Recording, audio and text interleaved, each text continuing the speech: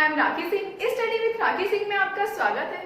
आज हम पढ़ने जा रहे हैं हिंदी व्याकरण में समास टॉपिक में कर्मधारय समास। इससे पहले हम लगभग सभी समासों को पढ़ चुके हैं, जैसे हमारा अव्ययीभाव समास है, तत्पुरुष समास है, द्विगु समास और द्वंद्व समास। इन्हें हम काफी डिटेल से पढ़ चुके हैं और इसके साथ ही हम इनके उदाहरणों को भी काफी अच्छे से लगा चुके हैं।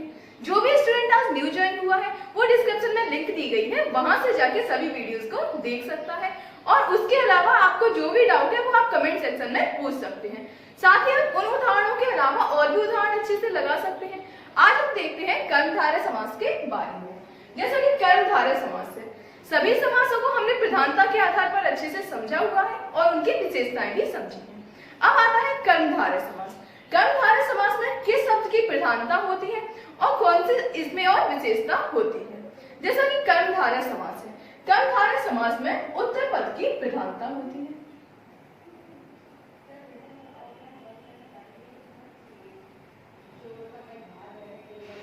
उत्तर पद की प्रधानता होती है।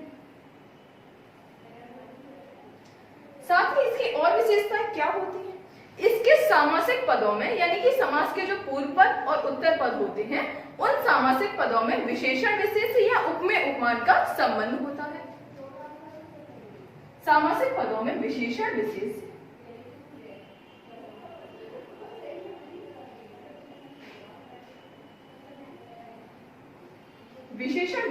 या उपमेय उपमान का संबंध होता है। इस तरीके से हम देखते हैं कर्मधारय समास के बारे में कि इसमें विशेषण विशेष का संबंध होता है, साथ ही उपमेय और उपमान का भी संबंध होता है। अब विशेषण विशेष क्या होते हैं और उपमेय उपमान क्या होते हैं, क्योंकि जब तक हम विशेषण विशेष नहीं समझेंगे, उपमेय उपमान नहीं समझेंगे, तब तक हमें सामासिक पदों के बारे में समझ ही नहीं आएगा। जैसा कि विशेषण विशेष है, विशेष तो आपने खैर नहीं पढ़ा होगा, परंतु विशेषण तो सुना होगा कि संज्ञा, सर्वनाम, क्रिया और विशेषण। विशेषण वह होता है जो किसी शब्द की विशेषता होती है, यानी कि संज्ञा या सर्वनाम शब्द की विशेषता बताने वाला शब्द विशेषण कहलाता है। या फिर इसे आप इस तरीके से नोट कर लीजिए, विशेषण यानी कि जो विशेषता बताई जाए, यानी कि आप में जो क्वालिटी हो, जो विशेषता हो, वह जो विशेषता बताई जाती है वह हमारा विशेषण होता है। और विशेष क्या होता है? जिसकी विशेषता बताई जाए, यानी कि हम आपकी विशेषता बता रहे हैं तो आप विशेष हैं, यदि हम किसी वस्तु की विशेषता बता रहे हैं तो वह वस्तु विशेष है।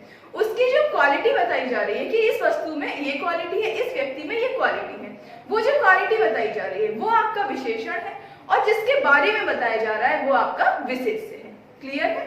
विशेष यानी कि जिसके बारे में बताया जा रहा है, विशेषण यानी कि जो उसकी विशेषता बताई जा रही है। इस तरीके से हमने समझा विशेषण और विशेषण। अब आता है उपमेय और उपमान। उपमेय और उपमान आपके तुलनात्मक शब्द होते हैं। उपमेय में यानी कि हम जैसे कहते हैं कि दो चीजों की हम तुलना करते हैं, हम एक चीज की तुलना दूसरी चीज से करते हैं। अब देखिए उपमेय क्या होता है, इसमें भी एक चीज ऐसी है हम जिसकी तुलना करते हैं, एक ऐसी है हम जिससे तुलना करते हैं।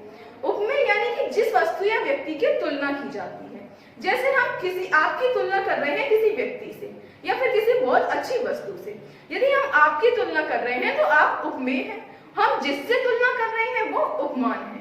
यानी कि हम कह सकते हैं हम जिसे मानकर तुलना कर रहे हैं वह उपमान है और जिसकी तुलना कर रहे हैं वो हमारा उपमेय है।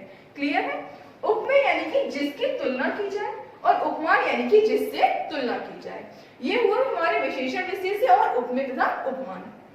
अब देखते हैं हम इनके उदाहरण कि इनके उदाहरण हमारे किस तरीके से पूछे जाते हैं। जैसा कि हमारा पहला उदाहरण है नील गगन। नील गगन यानी कि हम यदि नील गगन बोलते हैं, नील गगन में दो पद हैं, एक नील यानी कि नीला, एक गगन यानी कि आसमान। इसमें बताया क्या जा रहा है कि आसमान नीला है, यानी कि उसमें और क्या बताया जा रहा है, इसकी विशेषता बताई जा रही है, क्योंकि इसमें तुलना तो हो नहीं रही है कि एक नीला है आसमान के समान, ऐसा कुछ तुलना तो हो नहीं रही है। यह बताया जा रहा है कि यह आसमान नीला है, यानी कि नीला है जो गगन। अब नीला क्या है? नीला विशेषता है उसकी कि वह नीला हो, पीला हो, काला हो, वह उसकी विशेषता है। और गगन यानी कि जिसकी विशेषता बताई जा रही है, यानी कि यह हमारा हो जाएगा विशेष।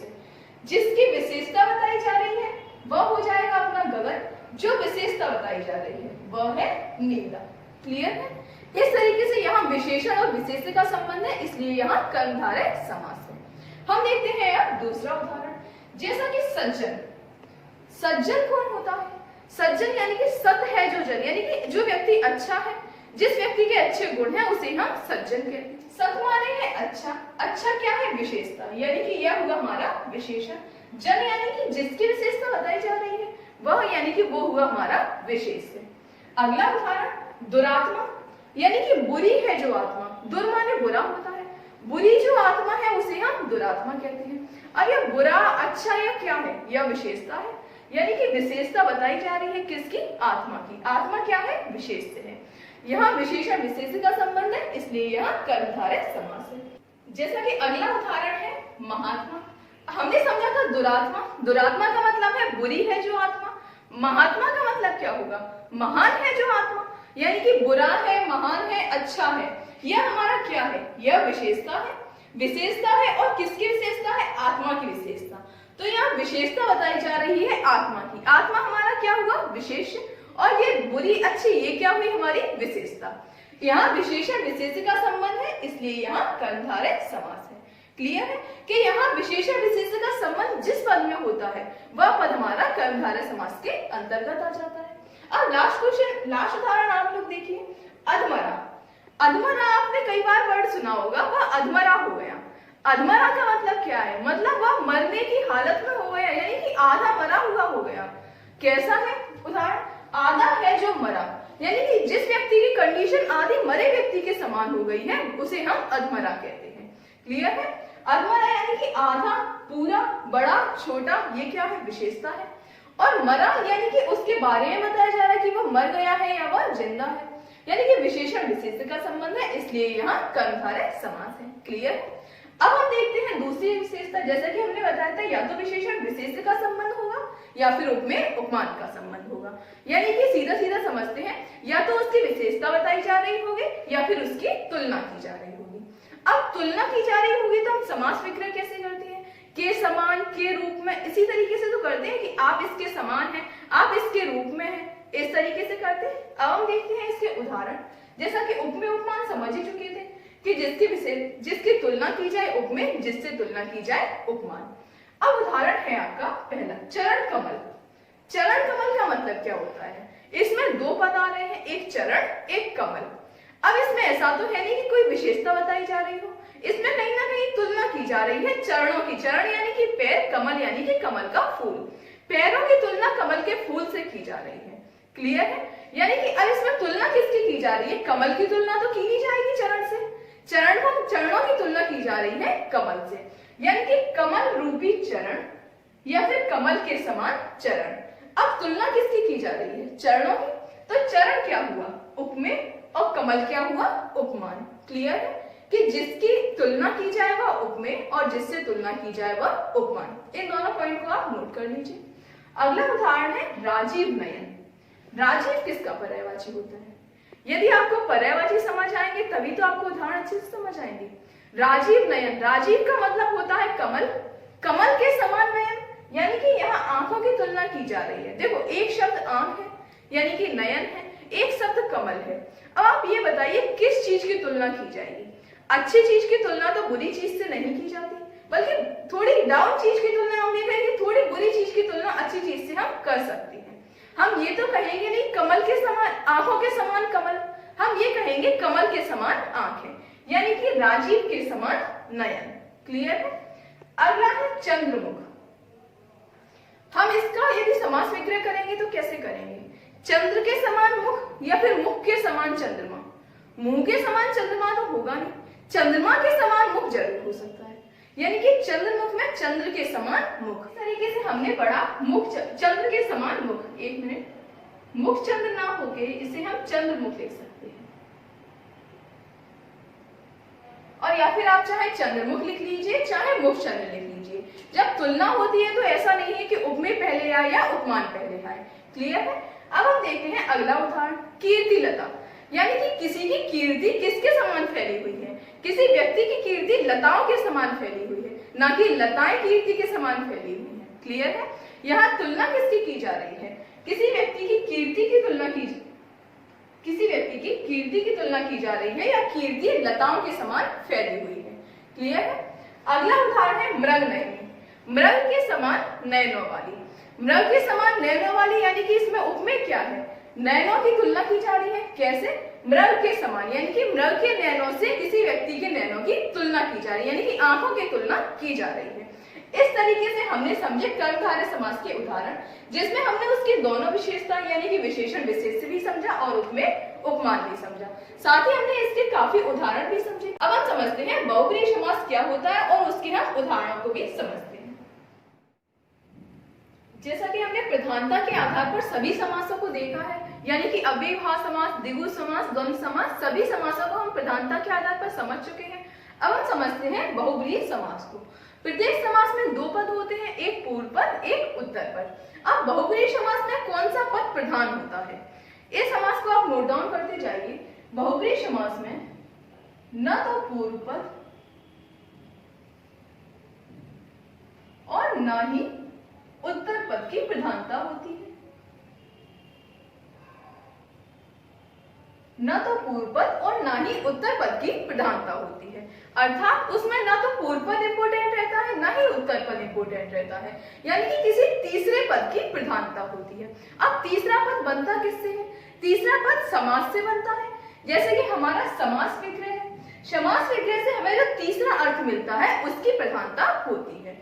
जैसे कि हम उदाहरण समझते हैं। उदाहरण दिया गया है लंबोदर। लंबोदर में दो शब्द हैं, एक लंबा एक उदर। अब इसमें किसी की विशेषता बताई जा रही है। जैसे आपने शब्द सुना लंबोदर, तो आपके माइंड में सबसे पहले क्या आता है? किसी लंबी विशेष वस्तु के बारे में बताया जा रहा है क्या, या फिर किसी के उदर यानी कि पेट के बारे में बताया जा रहा है? आपके माइंड में सबसे पहले गणेश जी का ध्यान आता है कि हाँ, श्री गणेश के बारे में बताया जा रहा है। यानी कि इसका हम समास विग्रह क्या करते हैं?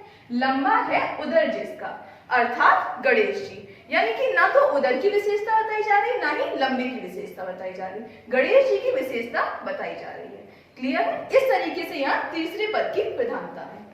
अब जैसे कि दूसरा उदाहरण देखते हैं, कंसारी। अब कंसारी किसे कहते हैं? पहले तो इसमें आपको किसी शब्द के पर्याय आने चाहिए, यानी कि पर्यायवाची शब्द आने चाहिए कि कंसारी किसे कहते हैं, वागांबर किसे कहते हैं, पंचानन किसे कहते हैं, इस तरीके से। अब जैसे कंसारी, कंसारी में दो शब्द हैं, एक कंस एक अरि। अब इसमें कंस के बारे में नहीं बताया जा रहा है, न ही किसी अरि का मतलब होता है दुश्मन, न ही किसी दुश्मन के बारे में बताया जा रहा है, बल्कि कंसारी कौन होता है? वह जो कंस के अरि है। कंस के दुश्मन कौन है? कंस के अरि श्री कृष्ण है, अर्थात यहाँ श्री कृष्ण के बारे में बताया जा रहा है। या फिर हम सीधा सीधा कहते हैं कंसारी श्री कृष्ण का एक पर्यायवाची शब्द है। क्लियर है? अब हम देखते हैं अगला उदाहरण, जैसे कि धवल वसना। धवल का मतलब श्वेत होता है, यानी कि सफेद। वसन यानी कि वस्त्र। कौन है जो श्वेत वस्त्र धारण किए हुए हैं? अब धवल वसना हुआ, वीणा पाणी हुआ, ये आपको पर्याय याद होने चाहिए कि धवल वसना सरस्वती का पर्याय होता है। जैसे समास विग्रह देखते हैं, वह जो धवल वसन धारण किए हुए हैं, यानी कि वह जो श्वेत वस्त्र धारण किए हुए हैं, अर्थात सरस्वती। ना तो यहाँ सफेद की विशेषता बताई जा रही, ना ही यहाँ वस्त्रों की विशेषता बताई जा रही है। यहाँ धवल वसना के माध्यम से सरस्वती के बारे में बोला जा रहा है। क्लियर है? इस तरीके से यहाँ बहुब्रीहि समास है। अब अगला उदाहरण है, जैसे कि बाघांबर। अब एक शब्द है इसमें बाघ, एक शब्द है इसमें अंबर। अंबर, वस्त्र, वसन, चीर, ये सभी तुम्हारे कपड़े के पर्यायवाची होते हैं। अब इसमें बाघ अंबर क्या है?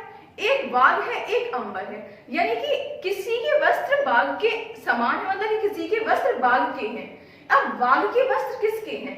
वह जिसके वस्त्र बाघ के अंबर है जिसके, अर्थात बाघ के वस्त्र कौन पहने हुए हैं? शिव जी पहनते हैं, इसलिए यहाँ शिव जी की विशेषता बताई जा रही, ना ही बाघ की विशेषता बताई जा रही, ना ही कपड़ों की विशेषता बताई जा रही। बाघांबर के माध्यम से शिव के बारे में बताया जा रहा है। क्लियर है? अब देखते हैं अगला उदाहरण, भूमिजा। अब भूमिजा किसे कहते हैं? यदि पर्याय याद होंगे तो बहुब्रीहि समास बहुत अच्छे से आ जाता है, और पर्यायवाची आपको याद करने ही होते हैं। अधिकांशतः देखा गया है बहुब्रीहि समास में भगवानों के नाम ज्यादा आते हैं। क्लियर है? अब हम देखते हैं भूमिजा, यानी कि भूमि, जा माने जन्म लिया हुआ। जैसे जलज यानी कि जल से जन्म लिया हुआ, पंकज यानी कीचड़ से जन्म लिया हुआ, इस तरीके से भूमिजा। भूमिजा का समास विग्रह क्या होता है? भूमि से जन्म लिया है जिसने, अर्थात यहाँ दो शब्द हैं, एक भूमि एक जा।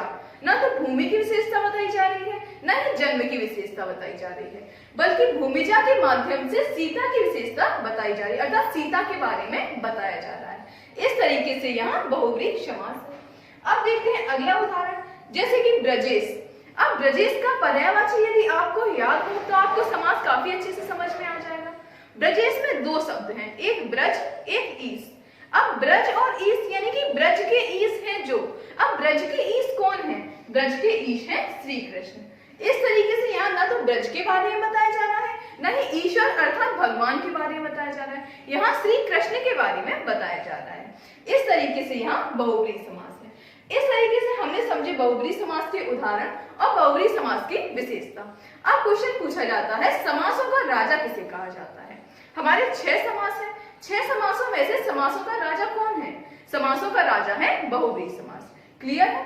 ये सभी उदाहरण हम लोग पढ़ चुके हैं और साथ ही हम सभी समासों को डिटेल से पढ़ चुके हैं। इसके अलावा आप और भी क्वेश्चन लगाइए और जो भी डाउट आता है कमेंट सेक्शन में पूछ सकते हैं। साथ ही वीडियो अच्छा लगा हो तो वीडियो को लाइक और चैनल को सब्सक्राइब करना मत भूलिए। Thanks for watching.